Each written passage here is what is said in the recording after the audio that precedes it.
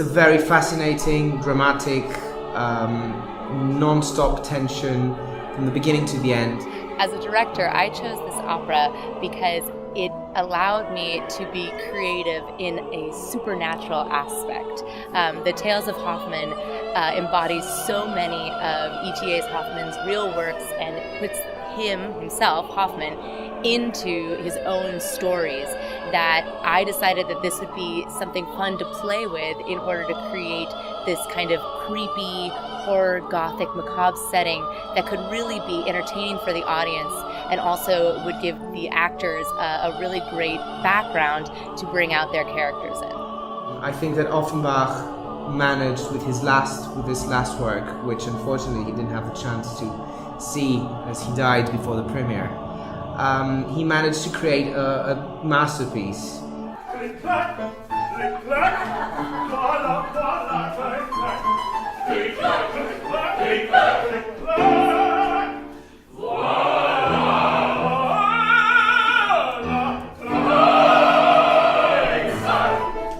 Well, there's a number of common threads that build my Hoffmann, along with some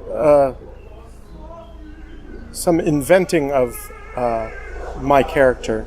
Dealing with depression and having to figure out how to navigate through life. It has been a difficult thing. Losing my mother recently, this has really helped me kind of delve into my soul, my being.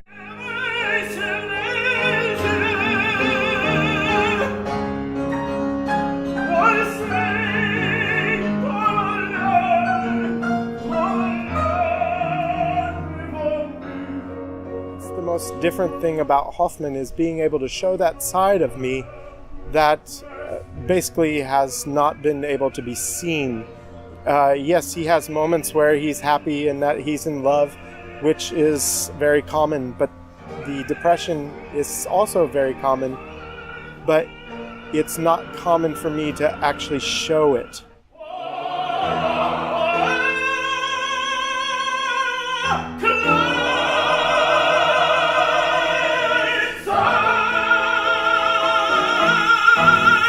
The doll that I am is not the traditional perfect little cute robot doll.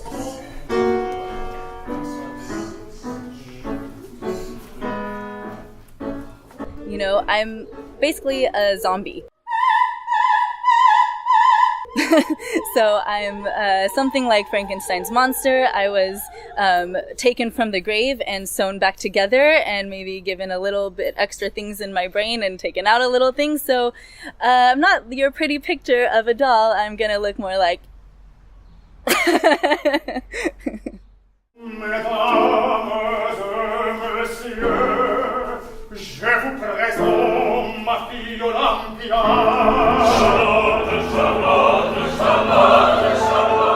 I think that Spallanzani is the most funny and crazy character maybe in the whole opera.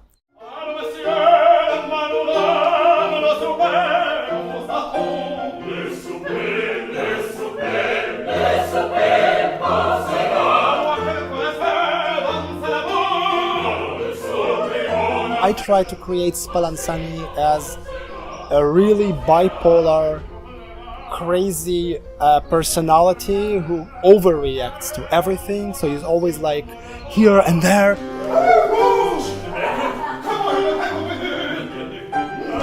I think Spallanzani doesn't care about Hoffmann at all. He just cares about getting this feedback from everybody, how amazing he is and how genius and great he is. Hoffmann suffers from depression, and I think that in more of a sense, he suffers from a sense of torn between two worlds. The real Hoffmann had to provide for his family, which didn't allow him to be creative, and so he couldn't follow his passions for writing and music. The same character is falling through these similar turmoil. He doesn't know what he's supposed to do and how to get where he wants to be. His challenge is to overcome his self-doubt, to realize that he has it in himself to overcome these obstacles. the character I find most interesting is Dr. Miracle. And because he's a doctor, you would expect that he is there to benefit others when in fact his only goal is to kill Crespel's daughter Antonia.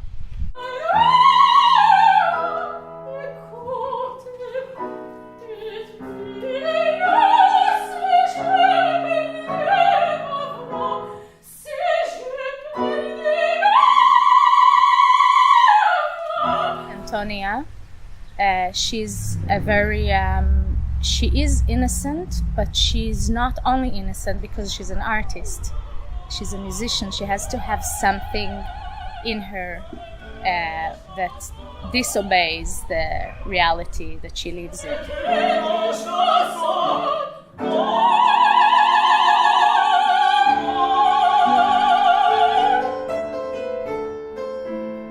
It's so mysterious, the illness that, or whatever is making her unable to sing or kills her within her singing.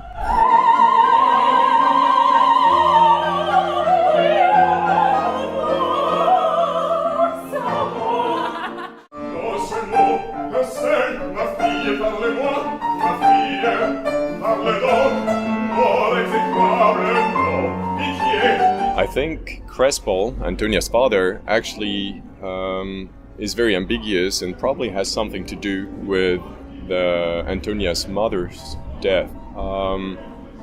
He sees things that we don't know, the audience doesn't know whether or not they're real. He, to my opinion, he's probably a doppelganger of the devil itself, of Dappertuto.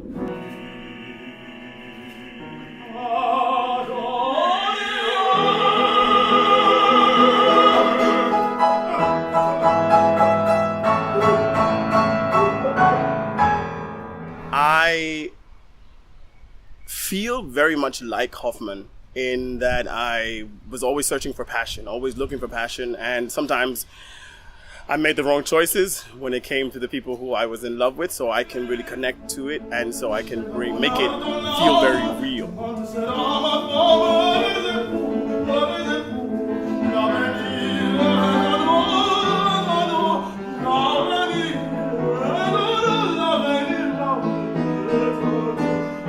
He is looking for something outside of him to give him this love or reflect this passion that he's searching for.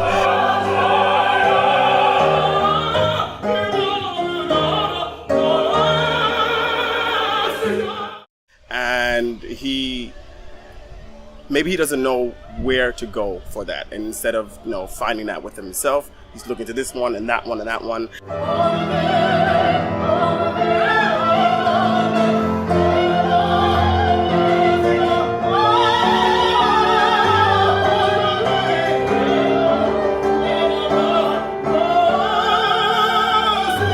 The tools that Giulietta uses to seduce Hoffmann, obviously her body is a big draw factor, but I think more importantly is her eyes. The eyes, as personally, I think are like the most seductive part of the body, and if you really want to pull someone in, the eyes are the most expressive and interesting way to do that. I think she enjoys that process of seducing people and having them under her control and her power.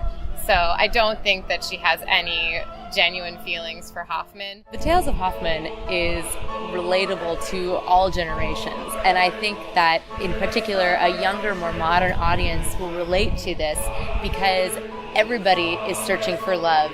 And in addition, they're also searching for what they're passionate for and how they can express their own creativity. And that, in a sense, is what Hoffmann is searching for. He's trying to find himself, and everybody can relate that. They all want to know why they're put on this earth. And throughout the different tales that Hoffmann experiences, he learns a little bit more about himself. The orchestration, the voicing, the ensembles, everything is influenced from the Italians who had moved to Paris, and everything is connected to this glorious age of Italian opera.